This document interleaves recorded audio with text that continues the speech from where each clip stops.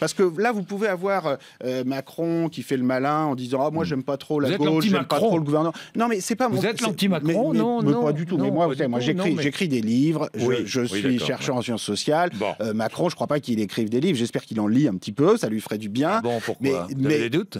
J'ai des doutes, oui. Vous avez des doutes sur... Je sais pas. Moi, je vois beaucoup de responsables politiques dans le pouvoir actuel qui parfois disent « Oh, moi, j'ai pas le temps de lire des livres. » Je pense qu'ils passent beaucoup de temps à faire des choses inutiles et il ferait mieux de passer plus de temps, effectivement, à lire des livres. En tout cas, et à prendre du recul sur la situation. Parce que la situation dans laquelle est la zone euro actuellement, vous savez, en fait, on n'a rien réglé. On a éteint l'incendie, mais les choses peuvent reprendre à tout moment. On a besoin, au niveau européen, d'une initiative très forte. La France est totalement absente des sommets européens, donc Macron, Hollande, ils peuvent faire les malins, tout ça, mais la vérité, c'est qu'ils dorment au sommet européen depuis 4 ans. L'entreprise France va mieux.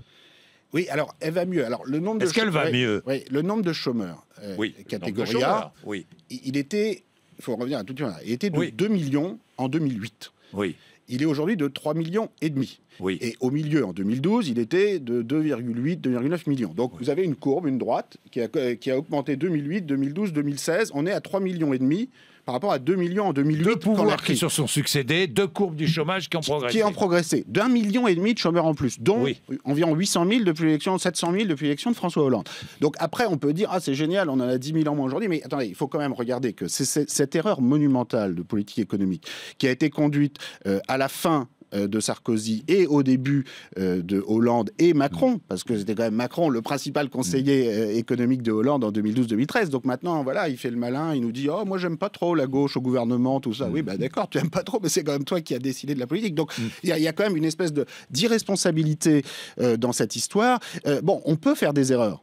Mais à un moment, il faut les reconnaître et surtout, il faut éviter qu'elles se reproduisent de nouveau. Les pays de la zone euro ne se sont toujours pas donné des règles de gouvernement permettant de faire face à une nouvelle tempête. Donc Macron, au lieu de faire le malin, là, de nous dire oui, moi, j'aime pas trop la gauche, la droite, mais qui nous parle de ça, parce qu'il ne parle de rien. Moi, si vous voulez, je le vois, je finis par aller regarder ce qu'il racontait à la télé, tout ça. Il ne parle de rien. Il dit il faut de l'audace, Bon, mais concrètement, il dit quand même qu'il faut réformer l'Europe. Et il le dit lui-même. Il l'a dit dans un journal.